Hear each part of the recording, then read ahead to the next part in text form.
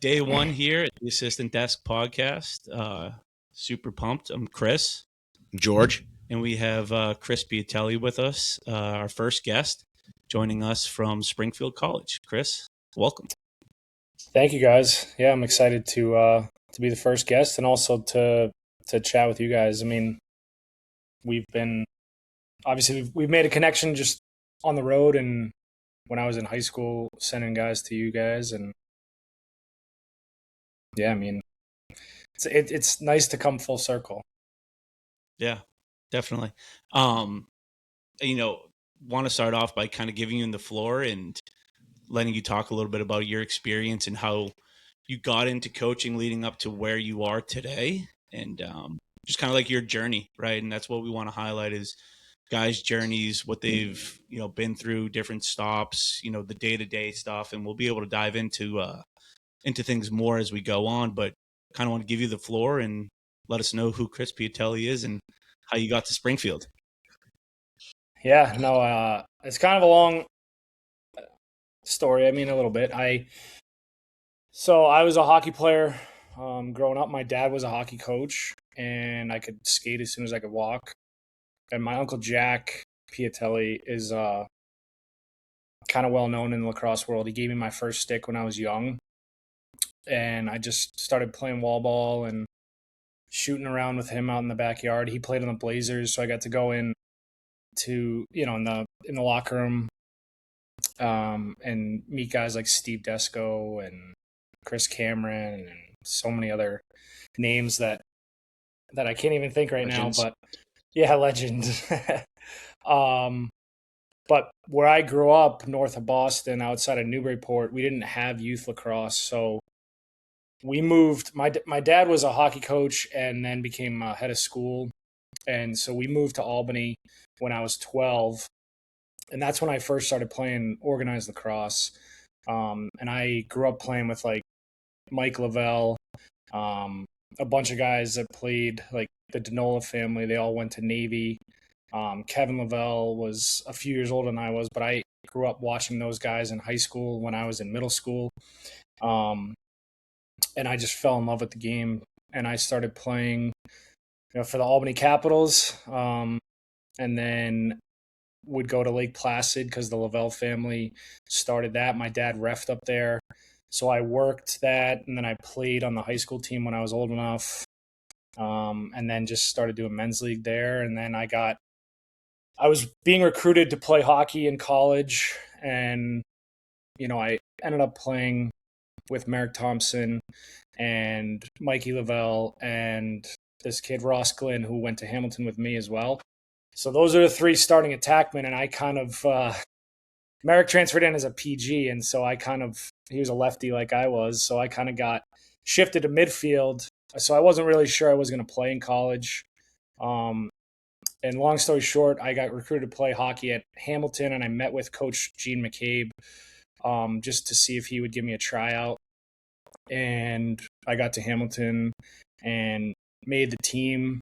I should go back a little bit. My father passed away my fall freshman year, and so I was already playing hockey, which is great. I had that, that support group, and then lacrosse overlapped a little bit with hockey, so I was nervous about missing the first couple weeks of freshman year. But like I said, Coach McCabe took me under his wing. He lost his mother at a young age, so he kind of understood, and he kept me on the straight and narrow. I talked about it when I presented at the IMLCA convention a couple years ago, but he really kind of let me just be on the team as a freshman and just kind of get my feet wet. There were a few guys that played hockey and lacrosse, so it was great.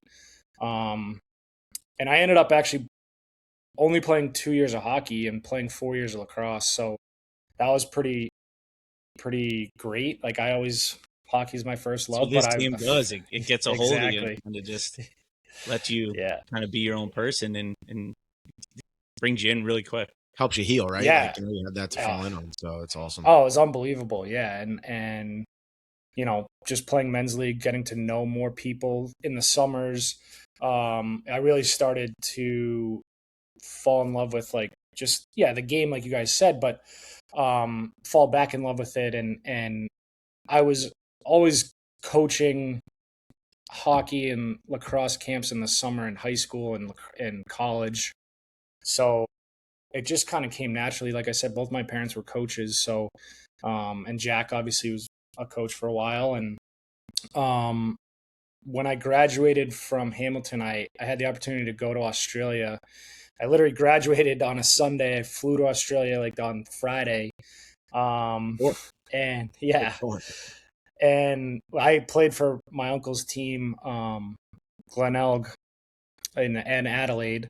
And I was there for 8 months. I played lacrosse. I coached the youth teams. I traveled. I got to meet some incredible people over there, and kind of coming full circle, I've already sent like four of my former players to play there. 3 from RPI last year. The 4th one's going this year. And I'm trying to get a couple Springfield guys to go next year. And then a Hamilton kid who, wants to go when he graduates in 2 years. So it's cool to have those connections worldwide. And then when I came back from Australia, it was like in January. So I didn't really have a ton of like opportunities to find a job. So I started working for my friend's grocery store, and I saw this job posting for Noble and Greeno assistant coach. And I was like, yeah, why not? I'll apply. And Mike Herring gave me a shot there, and it was, I've been hooked ever since. So from there, I taught 4th and 5th grade. I coached at Dexter. I coached at Derby Academy. And then ultimately, I ended up at Brookline High School as a JV coach with Steve Zello when he was the head coach there. And right from there, I started working for a club, and I was running the club that no longer exists, but it was up in the north of Boston near Lawrence. It was in North Andover. So I applied to be the head coach at Central Catholic, and I was there for 9 seasons as the head coach. We got that thing kind of rolling. I had some great assistant coaches, my cousin, my brother, some good friends, John Wallace, Matty Jewers, Randy Wood, and then some guys that were former players that came back to help coach. So that was kind of the cool thing. Like, yeah, I've been really fortunate. And then after Central Catholic, my last year was COVID actually. So I was all set to have practice on Monday. We got a call on Sunday that we're probably going to postpone it for a couple weeks and see what happens with COVID. And then, you guys know how that went. You guys were in college. So, I was just trying to keep my guys in high school focused, and that was hard enough. And then Scott Hackett-Daglish at RPI had a posting for RPI to be an assistant coach. And so I had, I'd sent him a couple players. I developed a relationship with him previously. So I reached out to him, and he gave me a shot to get into college. And so I did 2 years at RPI. And then I did MIT and then Roanoke. And at Roanoke, I was able to be the interim head coach for a few months because Coach Pilot retired. And then, during the summer, I was obviously up north recruiting a lot, and they went in another direction with a new coach who's done a great job. But Sean Quirk had just gotten the Springfield job, and I've known Sean forever. So he was like, you got to come, be my assistant coach. And so I ended up at Springfield, and I've loved it. And obviously, everyone knows about the Springfield lore and the Springfield Mafia, as we call it. Yeah. I feel like there's a guy everywhere you go. Right? Literally everywhere. So, everything just aligned, like, the holistic approach, and Sean and I have very similar philosophies and demeanors. And I got to work with 3 great GAs this year. 2 are moving on, and, the third, we're trying to figure out if he is going to stay or if he's going to get a full-time job somewhere. And then obviously Caden Quirk is there He's got one more year with his GA. So it was good for my development because I was able to kind of be not another head coach, but I have some head coach experience at the high school level. So Sean and I were able to have a lot of, discussions about furthering my career. And, I've had great mentors. Like I said, Gene McCabe was great. And then Scott Barnard came in my senior year at Hamilton. And then Dags was great at RPI. Tyler O'Keefe, another Springfield guy at MIT. Bill Pilot at Roanoke, and now Quirk. And obviously Bugby's been around. Coach Bugby's been around. So, I feel like I've kind of talked a lot here, but it all comes back to the Springfield. Yeah. I mean, you've had a great tour, we'll call it, right? And being at some different spots and learning some different things, and guys that make stops at different places always carry something from one to another, sure, and to another, and to another. What's first question, right? We'll kind of get into it, is what's something that you've carried, whether you learned something from playing, right? And then, going to high school and moving your way through colleges to ultimately get where you're at. What's something that you've carried with you? Whether it be just a mindset or a piece of, like just a saying or something that kind of you remind yourself of every day to kind of. I mean, I think the biggest thing, and it sounds cliche, but like relationships are the root of all of our success, and building those relationships, whether you're playing or coaching or just being around the team, it really makes you want to work harder for the guys around you. And, like I said, George Lavelle was one of my first coaches. I had Mark Wimmer, who was a UAlbany coach before he came to Albany Academy, Jack Bestel there, the Denola family, like I said, and the Lavelles, and just watching like these high level to Wharton winners put in more work than some of the guys that weren't necessarily playing as much. It just kind of fueled me to try to work harder. We had a brick wall next to like on my house, and I would just sit out there for hours and hammer the wall. And that really came from like just being around high level players. And then, Coach McCabe really said to me, like, hey, you need to figure your stuff out. You're not a child anymore. It sucks what happened, but your father would want you to carry on his legacy and work hard and, graduate on time and be present and go to class. And, it took me a little bit of time to get to understand what he was saying to me. He wasn't just trying to be hard on me for the sake of being hard on me. It doesn't hit you till you're almost older, right? And you kind of realize it. You go back to the aha moment. Got it. Yeah. So, I mean, for me, I think with coaching, I just try to like meet kids where they're at. And, we coach young men and we're trying to make them into better humans to go out into the world, whatever they do. But I think, Dags really, like I took coaching seriously. I loved it, but he really showed me how to be a professional in this job. And, everything that you do is being watched by head coaches on the road when you're coaching at practice or clinics, or even just talking on the sideline, or not talking on the sideline. How do you carry yourself? How do you present yourself? Do you dress appropriately? Do you, are you talking to people, or are you focused, or are you doing a little bit of both, or are you friendly?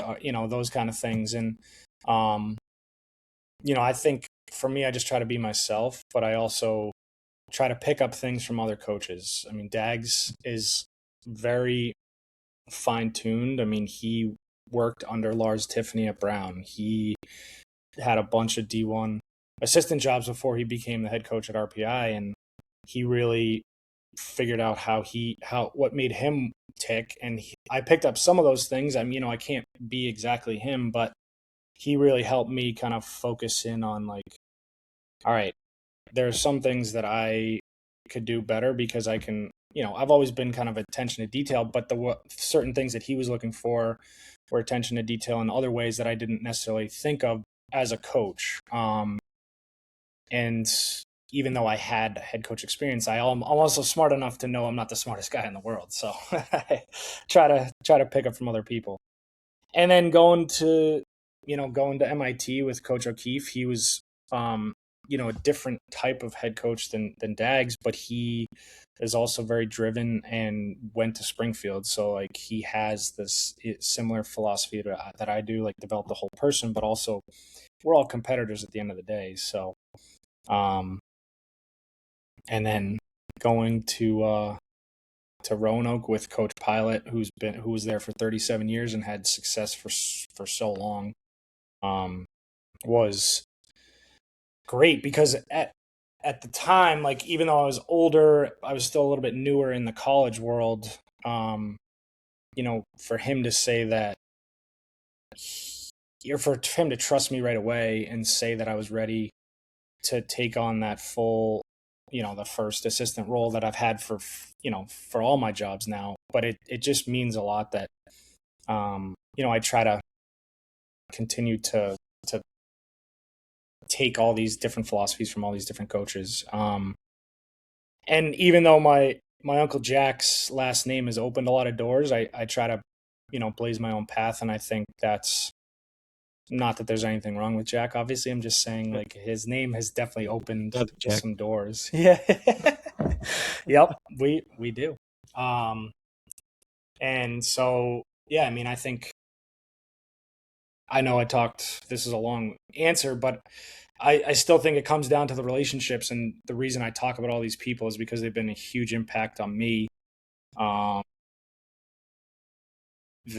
it's kind of shaped me. And I'd be remiss if I didn't talk about my father a little bit, because he was an incredible coach and he coached me when I was youth. And he was an awesome person and mentor, and obviously he's Jack's brother. So, I was old enough to remember a lot of stories, but I also have been able to hear stories from my uncles and my mom and family members just about the type of person that he was. And I try to just be a better man every day, because that's what he was and that's what he wanted. And, he one of the things that he and my mom really instilled in me is like treat the janitor the same as the CEO.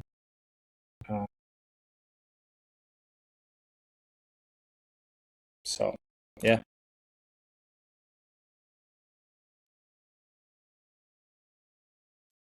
So no, that makes I like that. Kind of jumping on here. So going back to the current job, right? Give us a day in the life, like your daily schedule out in Springfield, and then how does that differ from the head coach, right? Like, explain to us, what you get in the morning, what are we doing, and then how does that differ from Coach Court? I think, it obviously looks different if we have 2 games during the week, but yeah. So I think it depends on if we have a Wednesday Saturday game or just a Saturday. So I'll go with the Saturday just to make it a little bit easier. But Monday morning we'll come in and chop up some film, and we use Score Break, so it does a pretty good job of tagging on its own. But Kevin Tierney and I, he was the offensive GA this year, we'll look at the offense and talk about some strategies that we can improve upon from the previous game, and what maybe start to develop a little bit of a game plan for the next opponent.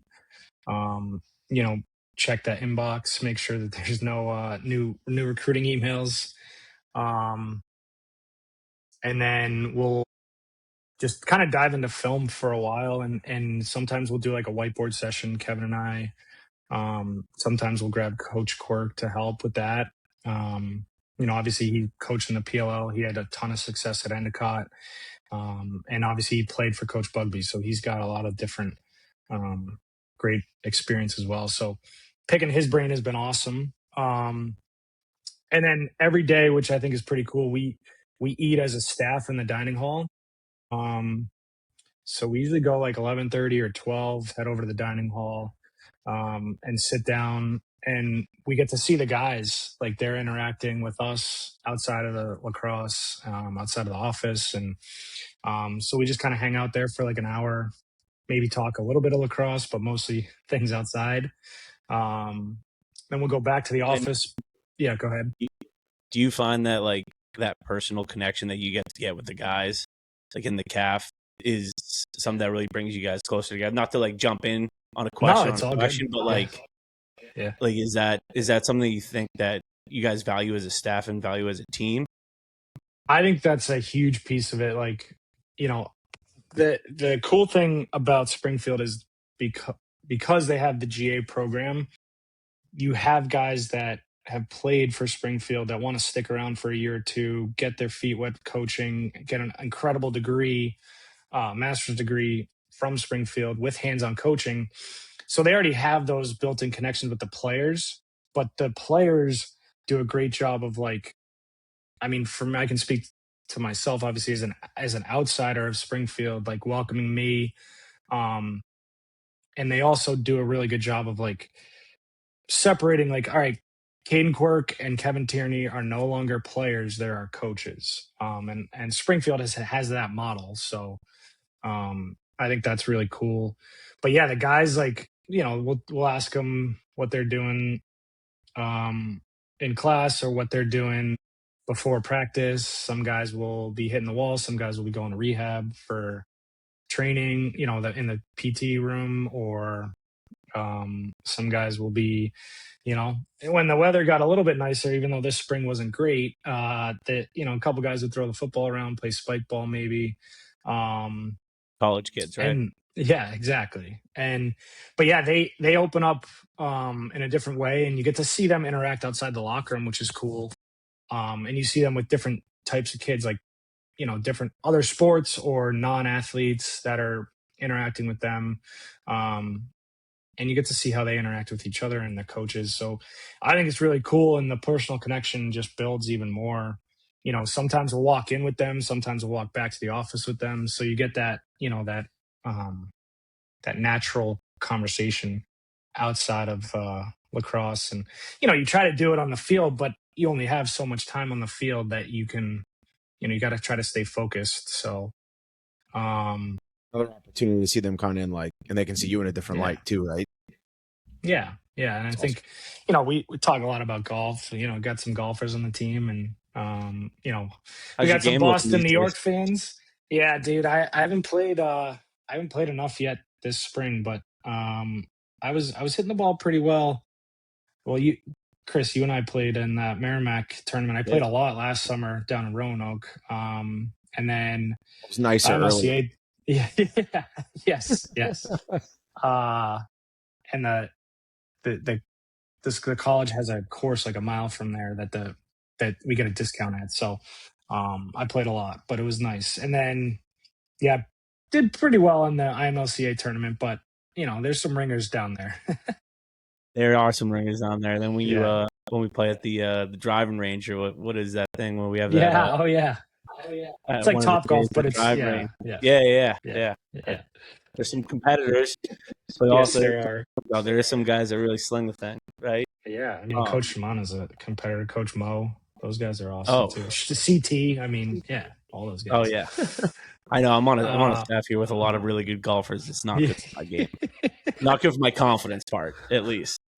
Yeah. So I'm trying to get out again this week, but sorry, go ahead. No, go ahead. I mean, it's supposed to be like 85 tomorrow. I don't know if that's necessarily golf weather, but yeah, fair. I'm okay with that. Or 91, I think I saw potentially. So I'm all good with that. What's one overlooked skill that makes the assistant coach truly invaluable?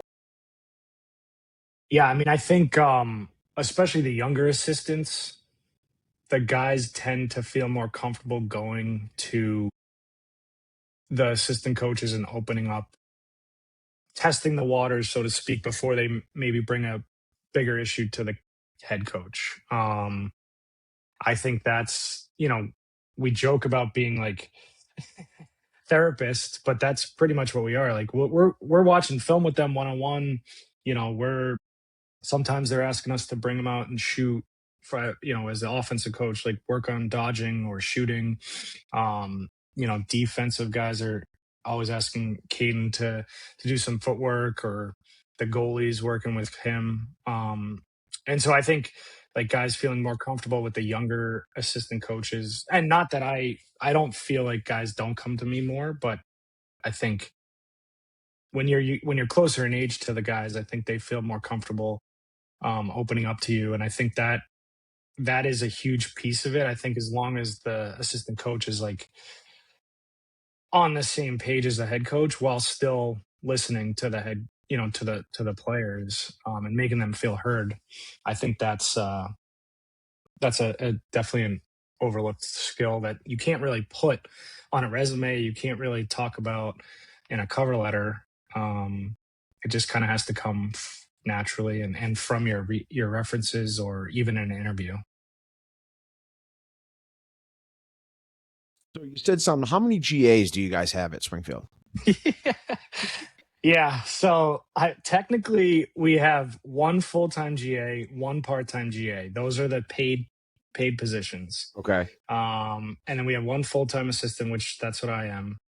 Okay. But we had two GAs that were already in the GA program that just happened to also play lacrosse at Springfield, that were volunteers, so to speak, that, we got them some money through camps or whatever. So that's four. So we have 4 GAs this year. Yes. Okay. Yes. I'm going back to it. There's a reason. There's a method to this madness. Okay, I promise. Sure. So you said those guys just graduated and they were still playing, or they had played for Springfield, Yeah. which is great. Yep. Do you see as kind of like the older assistant there? How do you guys, because they were just with the team, right? Potentially the year before that. Yep. How do you kind of separate it? Like you said, they're coaches now, not players. How does the team take that on and kind of, not using the word respect, but kind of just see them in a different light now, kind of put that coaching hat on and take the helmet off, because they played there? Yeah. I mean, I think the unique thing about Springfield is they've had that model for so long. Every sport has 1 or 2 GAs at least. And so it's kind of just ingrained in the school as a whole, but also in the lacrosse program specifically. So these guys are doing a lot of teaching if they're in that program where they want to go and be a GA for lacrosse or for another sport. So they're doing some teaching. They're doing some like hands-on real-world clinics as part of their internships. So they're developing their professional voice before they graduate with their undergrad degree. And I think that's the cool thing, is because Springfield has done that so many years in a row consecutively, the guys are just used to that. And it does take, the fall, I think it's a little bit, it takes a few practices to get, hey, Coach Caden or Coach Quirk or Coach KQ. But the guys do a great job. And they really do they do a great job of separating the two. And I think it also speaks to our GA's professionalism, where they're able to kind of toe that line and hold that line and say like, hey, I'm your coach now. And because they take their job seriously and they work hard and they cut up film and they do all the extra work, the guys just naturally see them as coaches now. But it's almost like not that they respect them more than they respect me, but they respect them because they played and went through the same things that those players are going through right now. And to your point, 3 of them did play last year, and the 4th one played 2 years ago. So, he was just finishing his graduate degree this year. So, they've seen these guys, and Caden and Kevin were both captains here. Sam, who was the 3rd GA, was a captain at Utica and then did his 5th year at Springfield. So the guys like understand that these are motivated guys that want to be college across, or just they want to be coaches. So they're from that culture, so they understand right. it, right? Yeah. Yeah, That's cool. exactly. That speaks to the maturity of those guys too, being able to kind of switch that hat real quick. And no, that's awesome. Yeah. Good stuff. What do you think if you like? Obviously, Springfield in the lacrosse world is well known from the amount of coaches, just the toughness, and like just the the outside looking in, what you see with a Springfield College team for men's lacrosse. Like, you're tough, you're physical, you're athletic, all those words, right? All those buzzwords, all those things. But if you had to sum up Springfield's culture, like what would that be? Like, you like kind of going into like a little bit of the recruiting segment of like either what you're looking for to bring in to that culture, like as you're on the road, which we'll be hitting here in a few weeks, right? Yep. Like, what kind of kid are you looking for? What kind of culture? What are you trying to add? And then what is Springfield's culture, if you could sum it up? Yeah. I mean, the culture is chief dog, and that's the secondary, mascot logo, for lack of a better term. Like, it's an old story about the Springfield used to be the Chiefs, and the school went away from it in the 90s. But there was a player from down south who used to call everyone, who played for Coach Bugby, who used to call everyone dogs, like DAWG. I think he might have been from Georgia. And so when they started changing the logo away from the Chiefs, a lot of the sports were not into changing, so they tried to find different um, mascots. But chief dogs are just hardworking, like you said, Chris, like hardworking, blue collar, athletic, gritty, not afraid to do the hard work, but also, you know, we talk about being a family all the time, and so does every team, of course. But we focus a lot on like team building and leadership. Um, and we do a lot of alumni events. We had alumni come and speak every few weeks in the fall. We had a couple come this spring and just talk about what made them successful. And so all those things that we just touched on, the kids embody, because that's the type of people that they are. Springfield is known as like a PE school, but there's a lot more to it. Like, we have a lot of physical therapy guys, athletic training guys. We have sports management. We have sports psychology, which is a newer one. A lot of business guys, mathematics. So we got special ed. So we've got a kind of an eclectic mix of majors, but the guys are all motivated to work hard, push each other in the weight room, in the classroom, on the lacrosse field, and also just be genuinely happy for each other when someone else has more success on game day. And I think like that really speaks to our scout teams do a great job of preparing the offense and the defense every week. We started having a couple backup goalies in our shooting drills for offense this year, and the two of them just ate it up. They loved it, and they were like talking back to our offensive guys, like, we're gonna make you better. This is how you should score on me. Like, it was cool. It was cool competition. Yeah.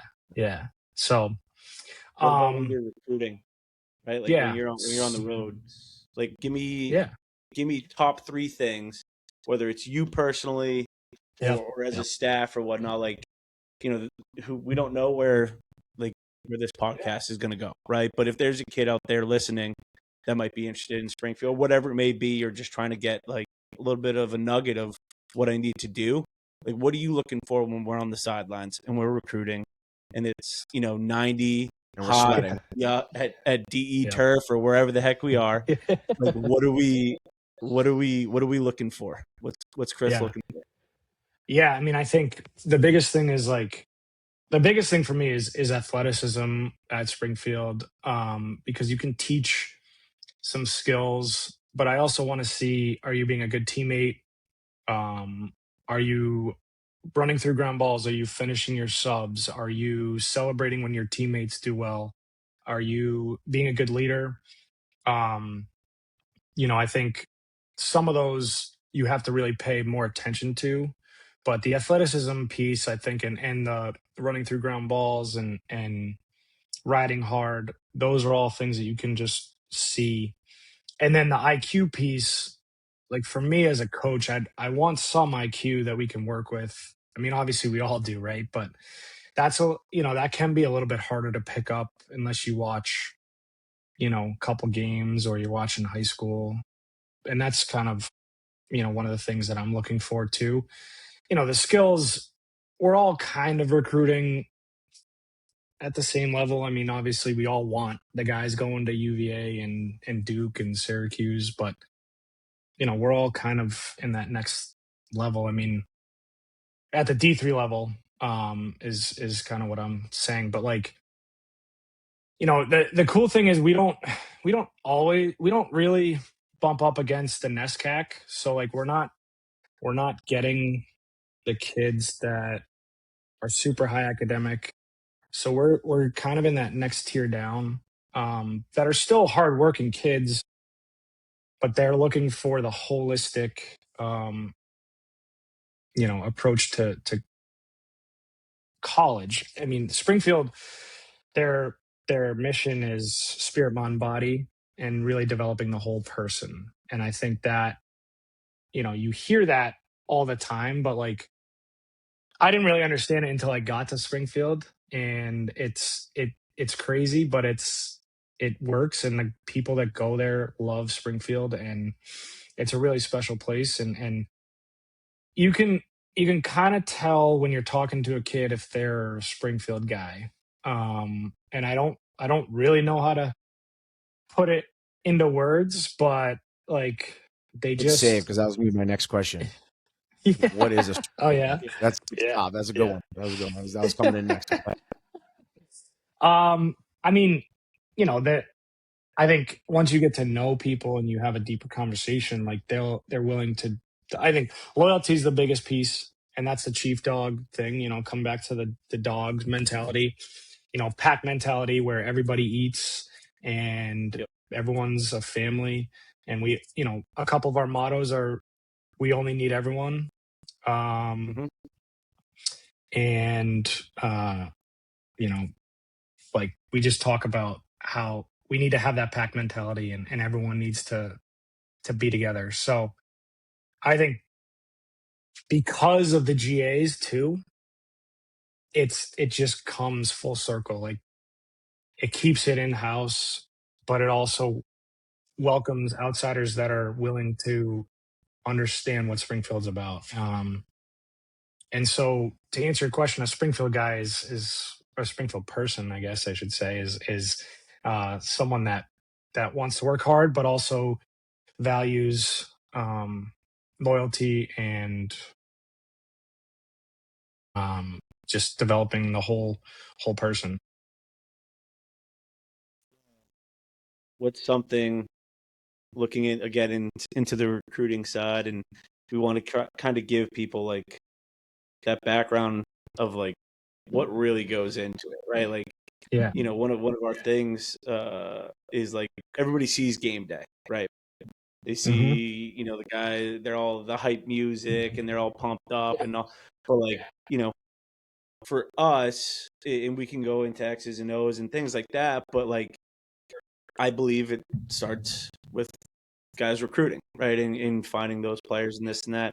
But like when you're looking at the recruiting landscape, whether it's recruiting guys out of the transfer portal, whether it's finding, the next class coming in, like when you're on the road, what kind of keeps you going? Like you personally, right? Like Yeah. there's however many weeks in the summer, right? And not just looking at weekend tournaments. There's the Tuesday, Wednesday, the Wednesday, Thursday, and you're living in your car or out of a suitcase, right? But like what keeps you going? And like one thing I think we can all say is like it's a grind. It's a lot. And sure. you go from Delaware Friday, Saturday, traveling Sunday after half of the tournament or whatever it is, stopping in Long Island for a couple days. But like, what keeps you motivated, man? Yeah, I mean, I think it's going to come back to the relationship piece. Like just seeing my friends on the road, like you guys, all the assistant coaches and even head coaches that I've met along the way, getting to see the guys that I want to see on the road and meeting new people too. I think it keeps it fresh because, we can talk about, hey, what do you think of this guy? And maybe you see something that I don't see. Or we can talk about, some crazy rumors that we're hearing about jobs, or we can talk about like how your kids are doing, or, how your wife is doing. And I think for me, like, I like to, obviously love lacrosse, but I like to also have those connections where we can chop it up on the sideline and in between games and walking the fields. And I think it's cool that we're all in the same mindset of like, we're recruiting for our school right now. But like, you guys know I coach for the Twisters. And so I want to help put those guys in the best school for them, for success. So I love that piece of it because I help with the recruiting to get kids to other schools for the Twisters as well. So um, those two things kind of keep me going on this, like the whole summer. And then obviously, as many of the overnight camps as I can do, which there's not many left, but, you know, yeah. I do the Vassar camp every summer. I'm one of the hiring director. And then, I obviously do Elite 100. So, those are really the two. I used to do the Dartmouth camp when I was at higher academic schools. But yeah, those are really the only three that I can think of right now. The days of I remember we went to one no limit lacrosse Dean College for the longest time. Yep. And you don't get those overnight ones. It's always bounce here, bounce there, drive back here, and that's cool, man. Yeah, and I think we're all driven by finding the diamond in the rough too, right? So right. we try to tell ourselves hey, maybe we'll find a diamond in the rough when we're out here. But those two things are really the biggest things, is making connections for my players, but also making connections for myself. And there's certain guys that you meet on the road that you're cordial with, but I've developed real relationships, especially with you two and obviously other guys on the road, that have become some of my closer friends. So I think that's really cool. Well, that's kind of one of the reasons why we want to do this podcast and get spotlights on the assistant coaches, and we're all on the road as well as the head coaches and everybody else, but we're on the road and we're seeing each other here, there, and everywhere. And it's kind of able to, get the inside look on the guy that doesn't get the press, right? And chop it up with our buddies. I think that's something that's awesome. And we're just trying to do it in an air conditioned setting instead of sideline sweating. You know what I mean? So definitely something that was kind of one of the driving factors to kind of start this project here and hopefully have some fun with it. You spoke about being, coaching on the Twisters too and helping get guys places. Do you see, is it hard to differentiate when you got to put the Twisters hat on to when you got to put the Chief Dog hat on? And is it okay if I say Chief Dog? Yeah, you could definitely say Chief Dog. Right. I just want to make sure it's cool. Yeah. No, I think it's a fair question. I definitely, I think that's one of the things that I set out to do when I first started coaching Twisters. I was coaching Twisters when I was in high school coaching, so I've kind of always had that mentality that I'm going to help these kids go to the best place for them.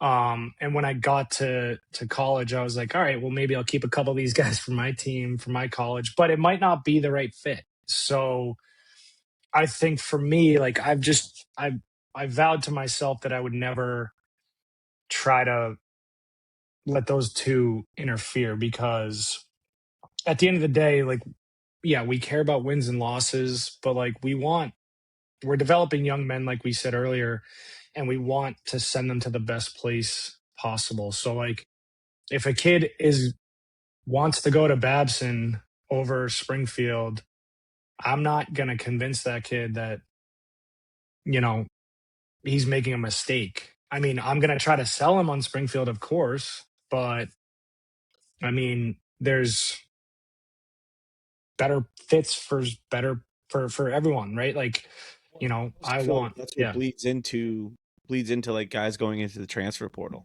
right? And like who knows like the landscape of things, like, you know, with the 5-5 now, and like you got to think like red shirting's gone and stuff like that, and it is opening the door, right, for like just making that a reality of somebody can go for 2 years or 3 years and still have more time left, right? Yeah. But ultimately getting that fit, right, is what you want to do the first time, you know. And I feel like that's something a lot of places try to do, but like you said, you got to really make that hard line of which hat are you wearing and what's in the best interest for the kid, right? Yeah. Well, and I think that's part of what I said with the previous answer. Like, developing relationships with college coaches started when I was in high school, obviously, but carrying those relationships into the college coaching world, and also into the Twisters, saying like, hey, I've got this kid that really wants this major that you guys excel at, and I think he's a really good player, and I think you guys would love him. And having those relationships where people can trust what I'm saying, and then watch the player on the field, and then they can develop the relationship after that. And I think that's one of the things that really aligns with me and Steve Moreland and Tucker Sampson, who are the Twisters, driving forces. Steve's always been like that, and I've felt that way too, but it really hammered home when he said it to me, like, hey, this is about the kids and we need to send them to the right place. And I was like, yep, done. I'm in. I'm going to coach with you 100%. So I think that's a unique thing, I think, in the club world, not to speak about any other club. I just know the Twisters do it right. And Steve has really held that line. And I think that's what's made our guys successful in college. And also it comes back around, right? Like like these relationships continue to grow because we're sending guys to the right places. A lax mom or a lax dad out there kind of listening, right? Because like you're I don't want to say in like the most unique, right, spot by being a college coach and club. Like I know there's plenty of people that do that, right? Sure. Like we've done it. We've both done it with a bunch of different clubs. But like when you have to speak to a parent and take off, you know, the Springfield gear and represent the kid in the club that you're working for, like what's a piece of advice you should give or you would like to like the parents out there, right? Whether it's getting ready for that recruitable age in that like first real recruiting summer, or like maybe that phone call hasn't happened yet where they're like, that's my school, right? Yeah. What's like a good piece of advice? Yeah. I think the for me, I just try to tell the parents, like, you should take every call and text and email from any coach that reaches out to you. Whether you think you're interested in that school or not, you never know. Like if it's too far away from home, that might be a deciding factor. I get it. Like if you're in Massachusetts, you don't want to go to California, fine. That might be something your family decides. However, I think that you should at least hear out the coach, have a conversation, see what it's about, do some research on your own, and then try to visit the school. And that's what we talk about at the Twisters all the time. Unless it's like, you know, hey, this kid wants engineering, let's not look at Springfield.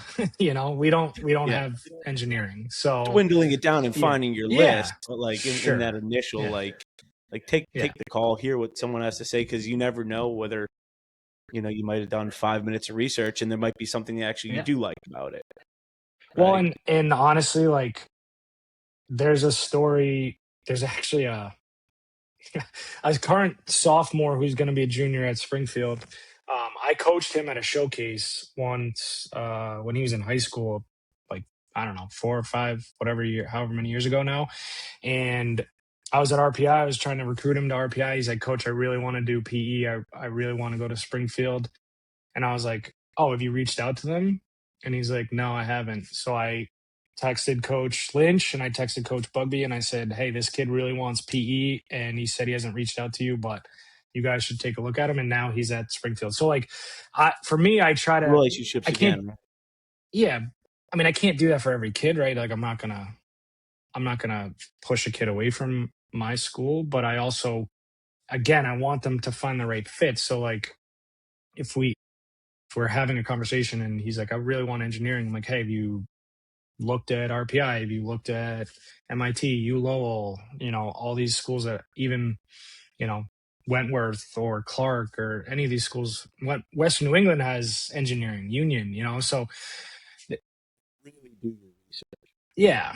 Yeah. So I think that's, yeah, to answer your question, like, I what I first said is it definitely holds true, but yeah, do your research and then follow through and see what the recruiting process looks like.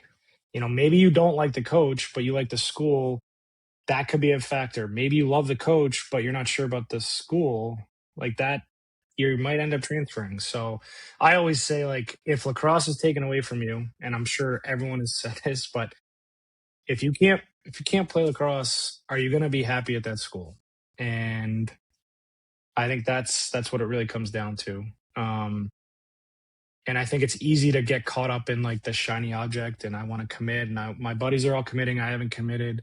No, everyone's process is different and that's fine. And I think it's definitely hard as a kid to understand that. But I mean, I feel like the process from when we were when we were going to yeah, college and when we were yeah, in college is totally different than it is now, especially like being on the yeah. road and like seeing, just the angst in some kids on Oh, yeah. game day, just because, either that sideline's riddled with Yeah. coaches or there Sure. might be like 2 or 3 and the parents and the kid, and you just see just different levels of pressure, whatever it may Yes. be. But I feel like it's Yep. changed so much Oh, that yeah. they just got to go play and trust that the calls will come and then answer them, right, and Yeah. see where And you stack up. that's a great point too, like, about, like, not putting pressure on yourself when you're playing, because look, as much as we hate to admit it, like, if a kid is having a bad day and we know he can do better, we're going to go watch him again. We're going to give him the benefit of the doubt. But if you continue to have this anxiety, you're not going to play well, you're not going to play free, and you're going to continue to not showcase yourself. And I think, I mean, we talk about so many events out there. Kids are doing a lot of events. They're going from event to event, like us as coaches. Um, and I think, picking and choosing. I think having a good mix, like, do your club stuff, go to some showcases, go to some prospect days, but, like, you don't need to go to every event. I mean, your club stuff you should do because you signed up for that. You should do that as a team. But I think the showcases are great. Like, as assistant coaches, we get to showcase our coaching, but we also get to have hands on these players and see how they react. And that's what I mean, I know you and we've all talked about that together, like, loving to do those types of things. And I think that does, kids are a little bit more free during that. Not all the time, but Not all the time, but like it yeah, does give them a good like kind of look of like maybe this school is somewhere that I could see myself at. Maybe I haven't done the research or whatever it may be, but you went to a showcase and you got to get coached by whoever's there, and yeah, maybe that sparks something like I'll check them out, or hopefully it's a lot of positive, like I like their style or So whatever, and it's that not guy's like crazy. I don't it's want not any like part of that guy. yeah, You hope it goes a positive way, but you just right, never know. right. But it's yeah, It depends on exactly. if it's like the 10th tournament of the year and it's 100 degrees out. Sure. Yeah, Um, exactly. no, that's great. I mean, what do you have kind of like? What do you want if you had to kind of say what you want people to know about assistants, right? And we're not, and like this whole thing is not trying to take spotlight off of, the guys that have been hired for head coach, whatever it is. Like, we just want to we're assistants. We've been assistants for a long time. And kind of, I just love talking to like-minded people like us, and obviously head coaches as well and everything. But like, what do you think you want people to know about either you as an assistant or just the job and position as a whole, whether they're trying to get into it or, maybe maybe a kid is talking to an assistant coach prior to getting to that head coach and, getting an offer and things like that. But like, what do you want them to know about assistants or you? Yeah. I mean, I think assistants in general, like there's not as much like admin stuff as the head coaches, right? So we get to kind of focus a little bit more on lacrosse. I mean, certainly some schools have secondary duties. I had secondary duties at RPI in Roanoke. I don't have any at Springfield, and I didn't at MIT. So I can just focus on lacrosse, which is great. But I think, like we talked about earlier, the assistant coaches are going to be your confidant. Obviously, your head coach you're going to respect, you're going to listen to, you're going to learn a lot from, but you're going to spend a lot of time with the assistants. And unfortunately, because of the landscape of like pay and also people trying to get different jobs and become head coaches, you're not necessarily going to have that assistant coach for all 4 years that you're going to the school. So it's important to have the relationship with the assistant coaches, but I think once you get to the school, that's where you're going to really develop the relationships with the assistants. I mean, I still text with a bunch of kids that played for me at RPI and MIT and Roanoke, and even the high school kids that I coached. I mean, I'm in one of their weddings actually next summer, so it's insane. It's insane that kids that I coached in Are high now school getting married. Oh yeah, are getting married. Oh so yeah. Anyway, babies and memories. Yeah. So, yeah, but I mean, I think the assistant coaches are a huge piece of it. Obviously, the head coaches have a lot of pressure, but they also rely on the assistant coaches. And I think if you're a guy trying to get into it, you just have to take it seriously and treat it like a profession. Yeah, it's a lot of fun. There, like you said, Chris, like on game day, you see all the glory, but like it's a lot of work and it's fun, but it's definitely a lot of work. And you're still around the game that you love, which is awesome. But it is definitely a choice because assistant coaches just don't make a ton of money, which is partially why we're on the road a lot in the summer and and coaching club and doing other things, which is great. But I mean, I think the biggest thing is like, yeah, just don't. It's not something to just fall back on. Like, oh, I'll just coach. Like, I think that was kind of the biggest misconception that people have. I think, it is a career, can be a career, and you just have to take it seriously. And I think if you make the connections and you do the work, you're going to do great. And I think taking the opportunities that are presented to you, I think, are really important. Great. Anything for us? Yeah, I mean, well, so I've only done D3 assistants. You guys have both done D1 and D2. Chris, you obviously started D2 and then you guys moved to D1. George, you were D2 and now you moved to D1, but you both played D2. So obviously there's some differences. And I have friends that have done both. And but what do you guys like? What do you guys from your perspective? What's the assistant coach? I mean, for me, being at the same place, like I'm going on to 10 years now at Merrimack, and it's been awesome.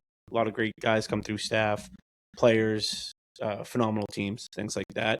One thing I've noticed really is like the time. Like there's, as we all know, it's hard to win, right? Sure. It's hard to get wins, and especially at the Division I level, with a school on still fresh in Division I, it's hard to win, right? Wins are hard to come by. And everything you do throughout the day, I like to try to think that it impacts game day, whether it's during the season, off season, even recruiting, like we said. But it's the time. Like there's a lot of in there early, stay late, kind of, just because you're not in the office, you're still doing things at home, whether it's recruiting emails, watching film, prep, all that kind of stuff. Like in D2, like there was a lot. But I feel like just at this level, whether you're fine where you are, whether you're an assistant trying to rise the ranks and maybe move up in division and everything, and we've talked about it, just like personally and stuff, is we try to act as if there's a target on our back every time, because however many Division I teams there are, right? There's more Division II, there's more Division III, and there's boatload of club and high school, and there's somebody can replace you in a second. So just doing that work and putting in the amount of time, I feel like has been the biggest change for me, of like, you got to work your tail off, right? And because if you don't, right, the head coach can make that decision, right, to move on or restructure staff or whatever it may be. So putting in that time, that effort to really try to set your team up and just do our jobs, right, and support program, support your other assistants, because like you said, we're with each other a lot, we're seeing each other on the road or talking about things, whatever it means, but also like supporting our head coach. Like, what do you need that day? What do you need this week? What can I pick up the slack on? Or maybe it's doing the buses this week because you're handling recruiting or doing something else. Or so I think it's like there's just a lot more time and a lot more different small things that compound on there. That's my personal opinion. Yeah, no, same. I mean, same with me. It's the time that goes in, not just at the office, right? Not just on the field. It's more, like Chris said, like at home, right? Up late night, doing this, cutting film, making sure you're ready for the next day, and then that compounds into the next game, and then it's like doing the little things on Monday that transform, and you see that aha moment on Saturday, and it's the intensity of it is definitely kicked up. From that Division II to that Division I move. But I mean, it's a lot of fun. It's excellent. I mean, it's like you said, right? Like everybody thinks it's all fun in games. It is fun in games, but it also profession, right? And that's kind of how you definitely have to carry yourself and what you're doing professionally and make it happen, and be that support to the head coach, right? That's huge. And like Chris said too, like supporting the other guys on staff with you, right? Because you are sitting in an office with them for times that we're home, during the season for sure, and then the fall the same. So you get to know what makes them go, and they get to know what makes you go, and you gotta keep it light when you can, and dial in together when you have to, and you're on that team, right? You're on the team coaching staff, and that goes to the team in the locker room. They need to see that kind of unity as well, and that's the cool part, because you're with them so much, both coaching and the kids too, or the players rather. Sure. That's the cool part. Yeah. You both have young kids right now. Yeah. So how's that dynamic now with the longer hours and being dad too? It's you have a lot more in-depth conversations of like just planning, right? Hey, I know it's summer. I know these are some impressionable years on my soon-to-be 2-year-old daughter. But like I have a job to do, right? And I'm not saying that my family and things like that is not important. You just have to really find that balance, right? And you also have to find, I always say my best support staff is either this guy or my wife, right? Just somebody that understands, like somebody that's with a coach, has to really understand the grind of, I might be up until whatever time doing film and this and that, and I might I've missed birthdays, Oh, yeah. graduations, whatever it may be, you know, everything and anything. But understanding the sacrifice, but I mean, she loves I do this, and our parents love that we do this, and it's fun. And takes us all over the country and things like that. But you know, there are hard days. There are hard days, but at the end of the day, like I was talking with my wife about it. You know, after a win at home that we had this year, actually our first tournament win versus Quinnipiac, we hosted, right, and I thought it was the coolest experience. Right, great, we won, things like that. Love it, absolutely love it. Competitor, but seeing my daughter like run up to me and just be like, "Go, daddy," and like she might not know what the heck is going on or like what I'm even doing. Like she probably thinks I'm at a playground with my friends. Right. But just seeing that was like, this is fun. This is definitely cool. Yeah, I mean, honestly, man, it's a lot of hours, and you got to have a support system around you, right? Like Chris said, like we're constantly talking about, you know, anything, and sometimes it's not even lacrosse related. It's just kind of shooting the breeze on whatever is going on, you know. But then, you know, wife dialed in, she gets it. She's always supporting, you know, no matter what it is, whether we're in an away game, she's got the game on the phone, you know, showing.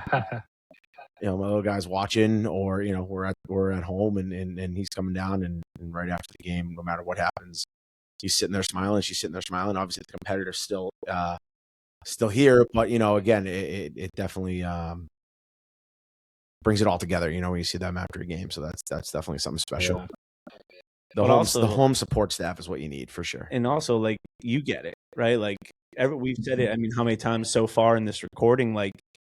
We're on the road. We're doing all this kind of stuff, and like not to beat a dead horse here, but like I feel like we as assistants or just you know coaches in the lacrosse community help each other out a lot, right? Like I think you know we don't have to dive into it, but like to see what's happened in the past year, like with people in our profession, like how big of a community it is, but also like how much support there is for each other at a drop of a hat, right? And I think that's a shout out to honestly anybody that puts the whistle around their neck and not only coaches this sport, right? Because it's sports in general, but that's just the community that we have. So like, you know, there's not always sunny 90-degree beautiful days, right? So like having guys like yourself and George here and other guys in the profession, like to be able to lean back on, just be like, man, it's a tough day, and you know, have those hard conversations, be vulnerable, but also like you said in the beginning, just great connections, great relationships, right? So I mean, that's partially what's really driven us to do this. So we appreciate you, man. You're number one here, right? You're day one up here behind us. So this is I'm excited. it's awesome. No, it's great. Who knows how far this will go, but we're super pumped that we had you here. Just a little look in on kind of you and Springfield and your journey, and we appreciate it. And I appreciate you guys, and I just want to shout you guys out too, because I've definitely bent your ear about different jobs that I've wanted to go for, and I appreciate your support. And I am honored that you guys asked me to be on, and the first guest. I think it's awesome. I'm excited for you guys. Absolutely. I think this is a great idea, and it's so cool that you guys are, that you know you get to do this with your brother. I mean, so I know we're wrapping up. Sorry, but my brother, one of my I have two brothers. My youngest brother used to coach at Austin Prep, and so we used to coach against each other, and then we coached together. And I think it's awesome that you guys get to you know do the same profession together. So it's really cool. Makes it fun when we get to go against each other. Yeah, that's always makes the holidays really, really interesting. It's a long week, but we'll see. You know. Yeah. But man, this is awesome. We really appreciate it, and we'll see what happens. I think that's a podcast. I think we do one. That's day one. Cut episode 1, man. Episode 1. I love it.